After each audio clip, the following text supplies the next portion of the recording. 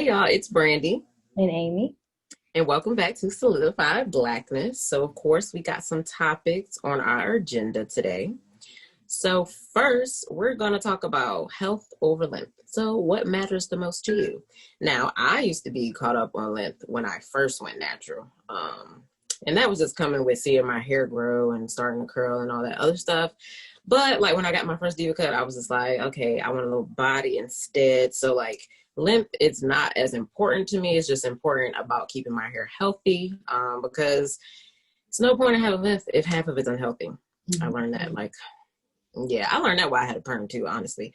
But yeah, definitely health over here. What about you, Amy? Yeah, definitely health over length. I think when you're first starting out, like you're trying to hit so many, goals, so you don't want to let go like the little bit of length that you do have. When I got heat damage, I should have been cut it, but I was still trying to hold on to my length. Mm-hmm. So that was definitely a lesson that I had to learn to just cut it because when you have heat damage, your hair doesn't grow as fast as it should because your damaged hair is weighing, your new growth down, or I don't know. That sounds right, but like your hair does not thrive when it's damaged. So basically, just cut it and let it do Yeah. what it's gonna do. Just let it Mm-hmm. go. Yes. And next, we have color, bleach, permanent, and temporary. I am a color advocate, so Here. I had the blonde for about 3.5 years, and then I just got this in June. So, which is permanent. Before that, I did when I first cut my hair. A week later, I did a box color, which was like cream of nature, which had a lightener in it, which kind of has some bleach properties, but not as much as actually going to the salon. So yeah, I have three different colors. I like color. You just got to be safe with color. You got to know your grades. You got to know how to safely lift your hair, because that's very important. Because if you do too much at one time, and especially being natural, like to a certain extent, we don't really know how much our hair can withhold. Like for instance, with Amy's situation with the heat damage, she didn't know that was going to happen to her hair. So like when it comes to dealing with chemicals and straightening and all that, like you got to be very careful, because you can do something and then you mess your hair up and then be sad, because I mean that happens. Like we've all been there. I've been there with my edges a few times, and letting go of your hair sucks. But I'm definitely for permanent color. I don't suggest bleach, really, unless I just don't suggest it. It's bleach can go wrong real easy. I mean, unless you go into professional, okay, just make sure you know everything. And then temporary is always cool, if you just want to play around with color. Like hair chalk is not hair chalk. Do they have hair chalk? Because I have wax. Do they have chalk? Yeah. Well, no, I think wax. Okay. Yeah, hair wax is cool too. I don't really like it because it's a little messy. That's the only thing I don't like about it, is it's a tad bit messy. But with waxes, like you can just play around with any color before you actually dye your hair. So there's many options. How do you feel about color? I'm scared. I'm not trying to color. Just from me straightening my hair, like my hair reacted like that. I don't think it could take. I mean, I'm sure it could. I'm just scared. I don't want to take that risk because unless somebody can guarantee, Yeah. yeah, that my hair won't be damaged, then I'm not going to do it. But I am an advocate for the temporary color. I Mhm. use it all the time. It lasts as long as you don't wash your hair out. So, so here's how. Um, I lost my train of thought. Oh, Washes out. when you wash out your hair the next wash day, Hmm. like it's gone, and then you can do another color. So Yeah, so you can really have some fun with your hair. yeah, but permanent, no. Give me that temporary every time. Yeah, so two sides of the field. Yeah. Was it shampoo, condition, and deep conditioner. So shampoo for me, I only use once a month. Um, and maybe a little more, just depending, I feel like, on the health of my scalp. And then any other time I use conditioner to co-wash.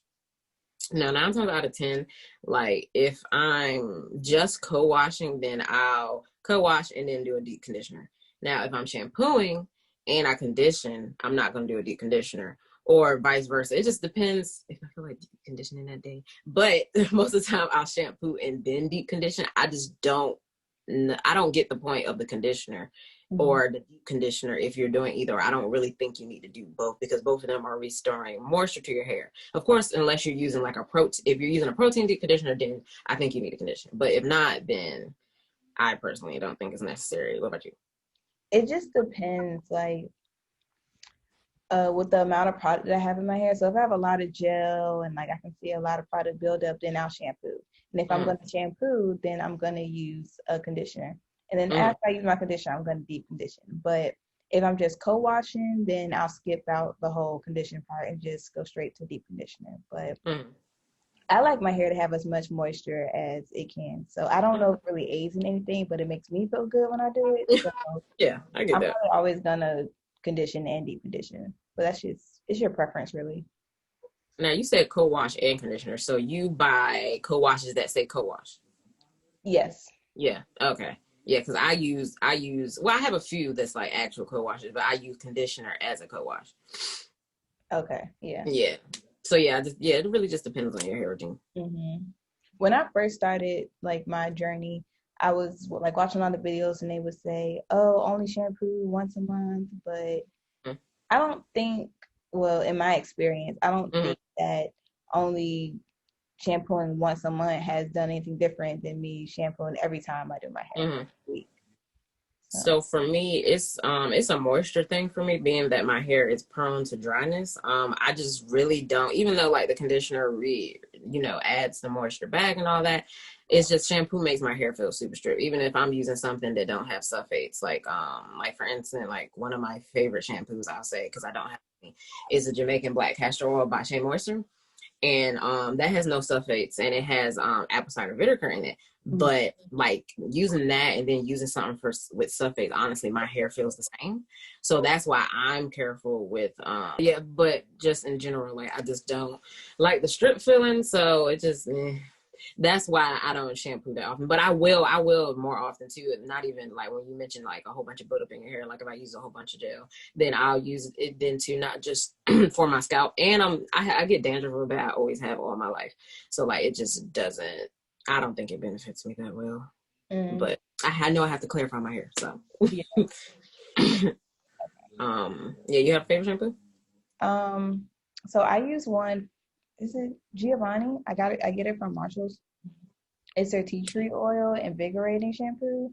Now that Oh, one, and the big one, yes, the it's big like, one. mm-hmm. That one strips my hair, but then I'll just go back in with the conditioner and it takes the strip feeling away. But that's the one I like and I use. I actually feel like I have that. Actually, I have that. I haven't used it in a while. Mm-hmm. I do have that. How did I forget I have that? It's really big. Yeah, That's, I do like that. mm-hmm. Yeah. Makes my scalp Oh, feel stimulated, like it's yes, working. I love that. It's another brand that they sell at Ulta that comes like in the salon, like big jug. It's in a green bottle, and I think they sell it at TJ Maxx too. I And think it's mint. It's mint. oh man. If you've seen it, you would know what I'm talking about. Mm-hmm. But it's a conditioner though. But it is so it works really well with that shampoo. Hmm. I'm about to If I figure it out, I'll put it in try the it. description box. Yeah. Okay, so yeah, next. Because we want to keep the conversation going and all things Black. So we're going to talk about, some trendy topics. So we want to know how you guys feel. So you guys can leave some comments down below about the names Mulatto and Light Skin Keisha. I think it's, a little bit of colorism at its finest. Because we know what those names represent. We're looking at light skin Keisha, like she's literally saying that she is light skin in her name. And we all know throughout history, fairer skin has been superior to darker skin. So I think names like those, they just give a message like it's okay for you to point these things out about yourself. Mm-hmm. Because is that quality to you? You know what I'm saying? Like to market yourself like that with your name, but what is the message? Right, yeah. How do you feel about it? Um, I just feel like, if her name was like dark skin Keisha, like it's just like I don't know, it wouldn't really like do anything, but it being light skin Keisha, it definitely draws attention to it. Right, Um, right. some people like personally they feel some type of way about it. I don't feel any type of way. I just feel like it's very it lags like okay, your name is a light skin Keisha. Like Like that's original. the best that you could come up with. Yeah, because like it doesn't bother me either, but Yeah. it's like, Like but that's okay. all, yeah. I like their music and stuff, but oh, you're a big fan.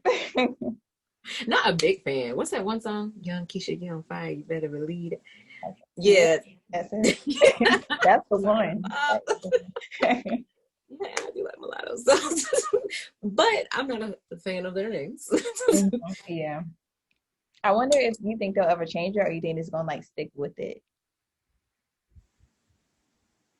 I feel like maybe like mid-30s, maybe. They'll change it. Maybe I don't know. Maybe like some Keisha. I don't really see it for mulatto changing her name. Um, A part of me is like, you know, you came out with it and you should just like say it with your whole chest and stick with it. But then it's yeah, like, are they kind of limiting themselves by right. branding themselves like that?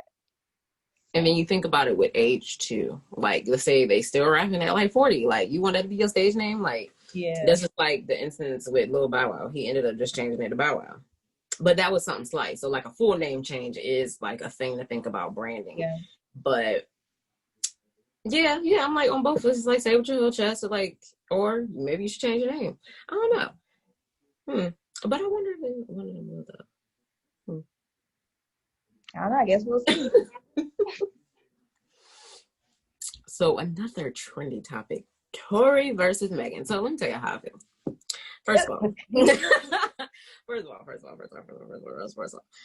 I was so annoyed with the whole story. Now, Megan is my girl. Before a second, I was one of them people thinking that she didn't really get shot. Now, of course, I didn't say any of this on the internet because I didn't want to get attacked, but Yeah. only because of the way that the story went. So even when she ended up talking about it on live or whatever, and she was giving us so many details, and then I was confused. So I'm like, is it a pending investigation? Because if it was, you wouldn't be able to tell us certain thing like this, that, and the third about it. But even when she was talking, she was saying he shot me. He never fully said her name. So then, like over the week, stuff just coming out of the video, and then last week the text message leaked. Thompson, he's sorry, and he just too drunk. Why were you playing with a gun while you were drunk? Yeah. That's for one. For two, you're reckless enough and your career was like really doing something. And you really out here playing with a gun. And you shot a woman twice. Right. With a gun. And all you have to say, you got this text message that says that. And then that leaked. And then we still haven't officially heard anything from him. I think This it's is so ghetto. For him. You said what? I said it's very quiet for Tory Lanez now. I don't know how you could like just pop back up and nobody be like, but then you shoot Megan, like what are you talking about? Like I just can't see him really thriving anymore. Like right. So I'm really wondering what the plan is. Like I am, because I do want him to say something. Like I want him to. He needs to. I don't really think it's gonna fix. I don't think it's gonna fix anything. Because he wouldn't go. What can he say? I mean, I'm sorry, but I'm sorry you don't do nothing for me. And I didn't even get shot. Like I guess I just want him to acknowledge it to the public. I think that's all I'm looking for. Nothing else. Because I already wrote him off, sadly. Yeah. Because I did like some of his music. But so sad. But that just and then it's like we see all these things about protect Black women and this, that, and the third. And then just like when a lot of people were saying that a lot of men weren't speaking about the situation for real. Mm-hmm. Like all the celebrities out there weren't saying anything about it. And it's just like, we're so strong for advocating for Black women, but when some shit happened, they put it on YouTube? When some stuff happened, it's just like nobody has anything to say. Or like I know a few people did eventually, but it just don't make sense to me. And then it's just like she had to go through all that shit on the internet with people saying she was lying. Although I did think that. I did not say it. But with saying that she was lying and all that other stuff. And it wasn't more so that I didn't believe. I think because it was so dragged out at first, I was just like, okay, it gotta be something here. And then when they were saying that, because they didn't release many details at first because apparently Kylie Jenner was there. And name ring bells, pay the right people. Ain't nobody gonna say anything. Mm-hmm. So then I thought about that aspect. So I'm just like, all right, so I get it. But it was just like all these people saying that she didn't really get shot, and then just like saying all this stuff underneath her thing just because she didn't really want to speak on it at first. I mean, I'm sure sis was a little traumatized, or the whole video of her on the internet with her foot licking in the middle of the street trying to get the police attention. Like, and then even on her live when she was saying, when she did another one, was she was still trying to protect him. Like she didn't want to draw a whole bunch of attention because y'all in the car, it's guns, all y'all black. Like she was still trying to save everybody. So I'm just like, come on, man. I never thought that she was lying because I just feel like that's a really wild lie to like say, that someone had shot her. But I did think that the story was missing a lot of pieces, and it was missing a lot of pieces because, like you said, she was trying to protect him when she didn't have any reason to protect him at all. I mean, other than getting shot up at. But I don't know. I feel like she's very strong for handling in that matter because like that nigga right there, he shot him. Yeah. But that is some, excuse my language, that's some bitch shit that he did. Yeah. I can't. I just like the only reason for you to pull a gun on a woman is if she's threatening your life, like, and I don't know. I just doubt it was to that degree. It's nothing that he could have done or she could have done for that to happen. He was that drunk and like, okay, what if you would have aimed a gun somewhere else and she would have ended up dead or like seriously like more injured than what she was? Like, I was just way too drunk. Like that had blew me when I said that, and then I was like, nah, he still ain't say nothing. So then it's like that came out, you ain't say nothing yet. It's just like the career is gone. It's so crazy because he was going up with like quarantine radio and everything, and then I just feel like he would have did better by not even texting her, just leave it alone. Right, but apparently she didn't answer the text message, so I wouldn't have either. Get on somewhere. I think I would have cursed him out real quick via text, and then I would have blocked him. You can't have no more of my energy. Like, that's true. I would have had to say something. What's that mean? Bro. Let's see. All right. Our last topic is a HBCU versus PWI. So I guess we could just talk about our experiences first because Amy went to a PWI and I went to a HBCU. So I went to Norfolk State University, which is in Norfolk, Virginia. I worked a lot, but I was there. Like all our homecomings and stuff like that. I always, I felt the love because you just around a whole bunch of people that either have similar interests as you or are interested in the same activities. It's just like I don't know. It kind of felt like being at home, like in a lot of instances. That's what I really liked about going to a HBCU. And just planning events with your friends, and you just know it's gonna be fun because stuff here be fun. Especially at Echoes, like. But when they started turning the lights on, I ain't like that because people don't know how to act too. That's the only thing about HBCUs also. I love people. I do. But sometimes we take the fun out of things because, people get upset. They fight, this, that, and the third. And I'm just like, hey, let's have a good time. That was a downside about it. But other than that, yeah, I enjoyed my HBCU experience. I don't think I would have. Right now, I'm getting my master's. I'm at a PWI, but it's online. But I think everybody should experience one if they ever go back to school. If they didn't in their undergrad, I think it's a great experience to have. So, as Randy said, I went to a PWI. I went to Virginia Commonwealth University in Richmond, Virginia. Let me just start off by saying I wanted to go to a HBCU. Like I have applied to North Carolina A&T. I just knew that's where I was going. I went down for a mission weekend. I think it's called something like that. And, loved it. And then we went to the financial aid part, right? So I live in Virginia and the school's in North Carolina, so I would be paying out-of-state tuition. So in order for me to go, I would have needed a lot of financial aid, but they basically gave me $5,000 for the whole year. Yeah. So my parents was like, oh, you going back to a school in Virginia? Like, I don't know what you thought. I was hurt. I wanted to go so bad, but I think an important point to bring up when deciding what college you're going to go to is, can you afford it? Or, like, are you in the place to go to a HBCU or PWI? Because I had to go where the money was, and VCU gave me a lot of financial aid, so that's where I went. But yeah, I still wish that I would have had an experience for sure. Yeah.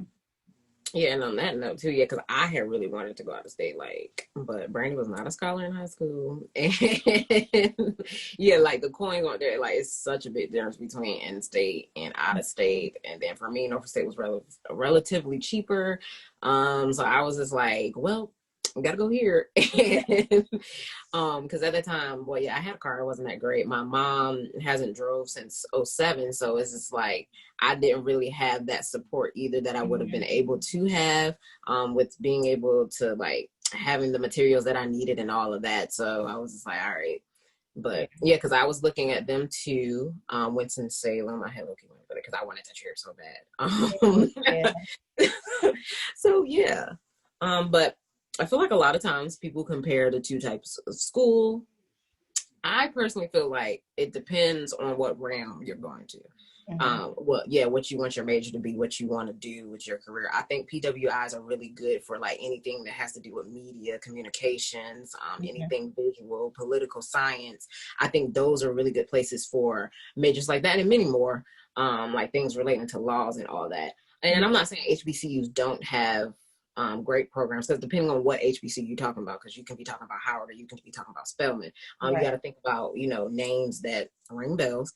9 times out of 10, for us, it's a little harder, and can be in the job realm and all that. A PWI is going to ring a bell, if you know what I'm saying, before a HBCU, honestly, unless it is a bigger name HBCU. So, I feel like, all of those things are to look at. And some people do other things like sports, like cheerleading teams and all that. So that's things to consider when you're looking at schools. So I get the comparison, but I don't really think there needs to be one. Yeah, I just feel like, as young Black people, just us furthering our education should be, something to be proud about on its own. Don't try to, tear us apart by saying what college you should or shouldn't go to. Right. And then as you say that too, that brings me to the other note, like I was saying before we started recording, a lot of the HBCUs that do have a large name, they often get the donations, especially when all these things with COVID started to come around, like earlier this year.